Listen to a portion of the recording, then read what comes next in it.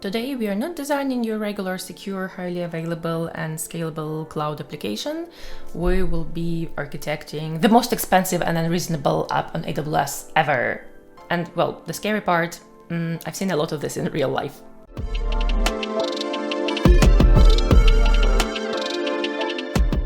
Okay, just a quick disclaimer to start with. As some of you might know, I do work for AWS right now, but because this is my personal channel, we are going to have some fun here. Because let's be real, nobody would ever allow me to build something so expensive and unreasonable at work just because I want to. So what are we going to architect today? It's a very serious application, one that must be secure, highly available, scalable, and prepared for absolutely anything. And this application is a local cat hotel, let's say for local cats in Dublin, Ireland. And it will be the most expensive local cat hotel application ever. Not because it needs to be, but because we can. Before we even touch AWS, let's talk about the business itself. Imagine a small cat hotel. Let's say every day you get around 20-30 cats visiting. When people travel, they book a place to stay for their pets. What the users actually need from the application, they should be able to view the availability of the rooms or like spots for the cats. They should be able to actually make a booking or a reservation for their cat. They should be able to upload a photo of their cat, very important. The app cannot function without this. And the admin of the hotel should be able to see the bookings and, whatever other admin things.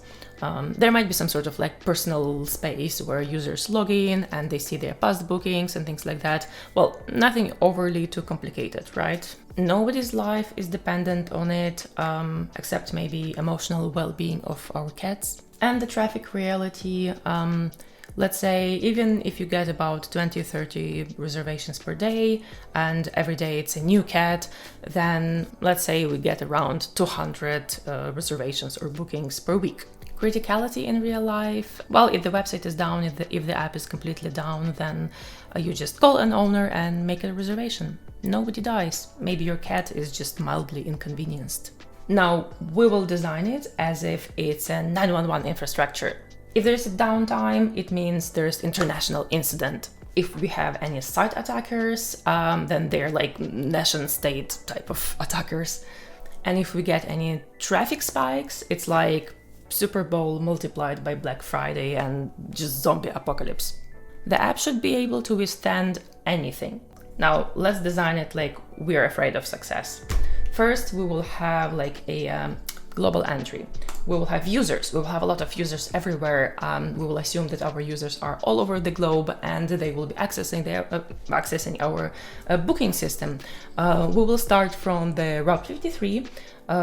Generally, Route 53 is providing the DNS routing and health checks, and it will direct users to the nearest healthy endpoints.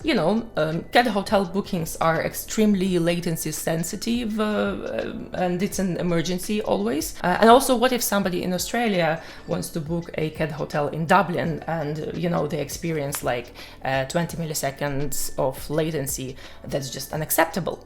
Now, next thing we're going to add CloudFront and Web Application Firewall. CloudFront generally improves performance via caching, while Web Application Firewall will protect against different malicious traffic and different common attacks. We must protect ourselves in case our hackers will try to book the stay for their cats for free. And of course, on top of all this, we will have AWS Shield Advanced. Generally, your workloads by default are protected by AWS Shield. They are protected from DDoS. And Shield Advanced, it's for like mission critical applications. It has extra layer of protection, but it instantly adds a $3,000 bill per month. So we are already probably way above what we are earning every month for our cat hotel. In any case, the cats are now protected from nation-state actors. Okay, what do you think we're going to do next? Load balancing, yeah, of course. I will have a layer here called ALB, availability zones, and a region. So what is going to happen here is that the load balancer, application load balancer, will be distributing traffic across multiple services, multiple availability zones. In our region here, we have only 2 availability zones, but ideally we should have 3 or more because it's a mission critical application and it has to be very highly available. The load balancer will be kind of distributing traffic across different backend servers for high availability. Well, the traffic that we don't have across locations that we don't really need, but that's not the point. Behind it, we will have an EKS cluster, or rather a bunch of EKS clusters. What generally EKS does, it allows to orchestrate the containerized microservices with fine-grained scaling and control. Kubernetes for a cat hotel. We added it because somebody on Twitter said that it was an industry standard. So we split the app into microservices. Microservices will separate different concerns, different content, and it will allow independent scaling and development. We will have authentication service, we will have booking service, notification service, and a bunch of services that do nothing because we will keep it anyway just in case. I also added a little auto scaling here because right sizing is a myth. We'll only run all of this on demand 24/7, no scheduling, no spot. At 3 a.m. when no one is booking or needs the hotel, this infrastructure will be ready for anything. And the auto scaling will never actually scale down. But that's okay, because what we are doing here, we are future-proofing for the future that is imaginary. Anyway, the next layer will be data layer. I call it data layer overkill. So what do we have here? We will have Aurora database clusters, spans across multiple availability zones in a region. We will have a writer, we will have a reader, we will probably have multiple readers. And take a note that I mentioned primary Aurora database cluster. Why is that? It's because we will have a global database. I will come back to that later. But yes, you guessed it, we will have multiple regions.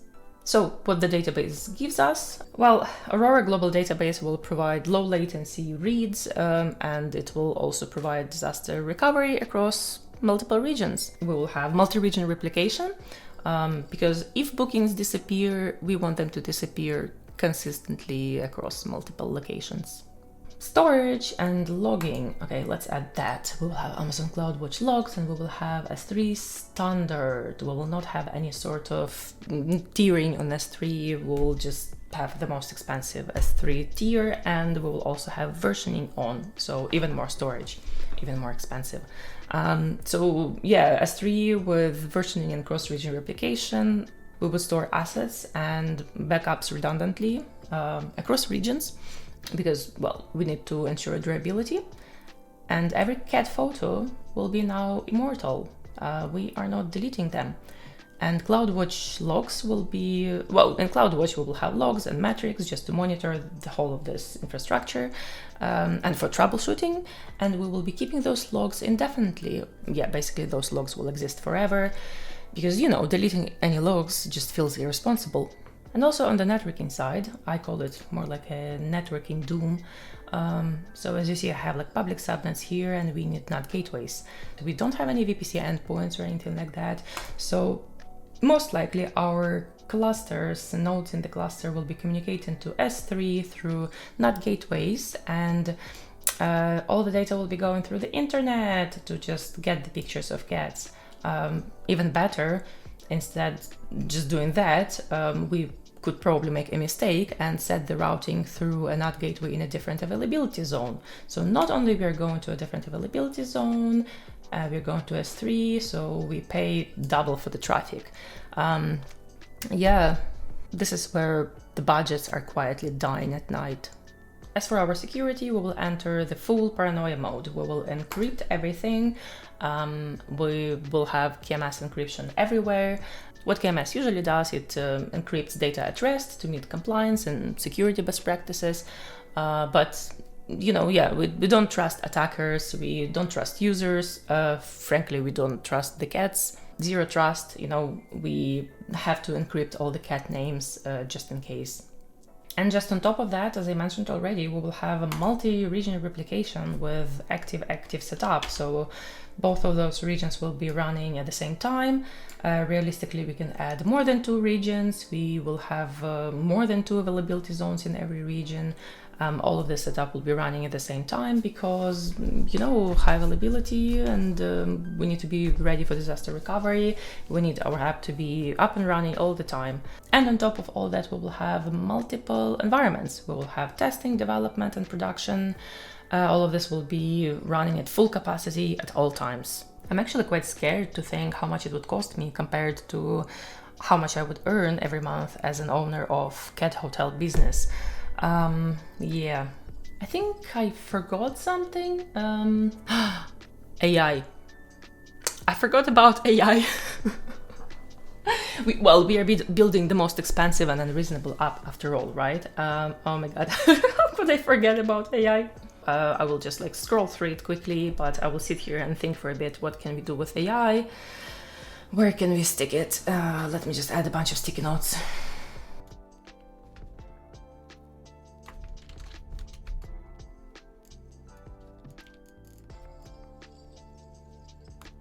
If you're still watching, please like, subscribe, and forward this video to your colleagues and friends, and leave a comment, because it took me a month to make this video and to prepare this, so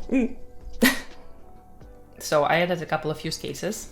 I could probably come up with more, but yeah, we have a few use cases for AI usage, because there has to be AI in everything. If you're a startup owner and you are not using AI, are you even trying? So one example would be the GenAI Cat Concierge chatbot. So you could talk to the AI concierge and ask questions about your cat. There would be cameras all over the place, and they would be monitoring your cat and how it's doing and the activity, and whether it's sleeping or eating or doing something else. Maybe it's anxious, and the AI will be able to identify the emotions of the cat. And at the end of the day, it will generate a cat report, about the day of the cat, and a bunch of pictures. All the pictures will be stored in S3, or it doesn't really matter. We're already over architecting it. We're already, it's bad. Now, when you look at this architecture just completely out of any context, it's not terrible, it has all the elements that it needs, kind of best practices, the security, the networking, data protection, logging, it's even using S3, so very good for local storage, containers, Kubernetes. We have all of the basics, right? Well, okay, global tables kind of questionable, and multi-region probably too. Well, at least not active. You don't need to run both environments at the same time. But generally, it's not a bad architecture. But when we think about the context, it's for a local cat hotel. You don't need that. You don't. No. Now, when we compare the cost of this infrastructure, this will probably end up being around $20,000-$30,000 a month. Well, speaking of which, let's talk about money. Let's talk, cost versus reality. So first of all, we need to make sure that whatever we are running, that it makes sense for the business. Let's say if we have about 20-30 cats, and it costs about $20-$30 per day for each cat to stay in the hotel. There might be some discounts. Let's say if you're leaving the cat for a full week, doesn't matter. If we calculate kind of the total revenue, as in how much money you would get out of this, in a best case scenario, maybe $200,000 a year. But you have to consider all the expenses. You pay your staff, cleaning, all the kind of infrastructure, rent, and utilities.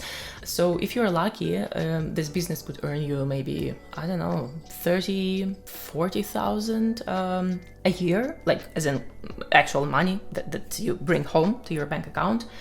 So yeah, if you have an architecture that costs you $20,000 a month, and you're only earning $20,000 to $40,000 a year, this is not for you.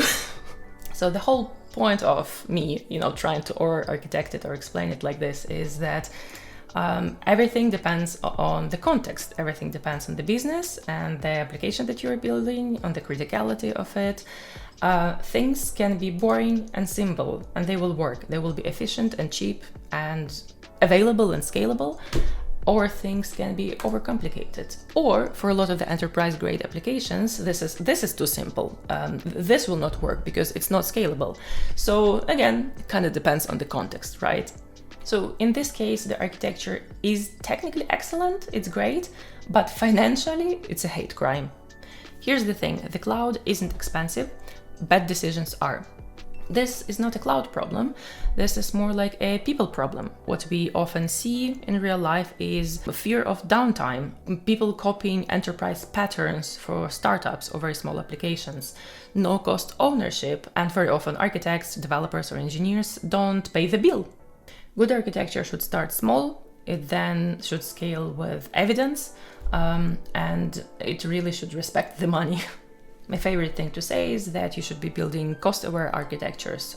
It's all about the context, the business, and it's also about the evidence of the future, of the success.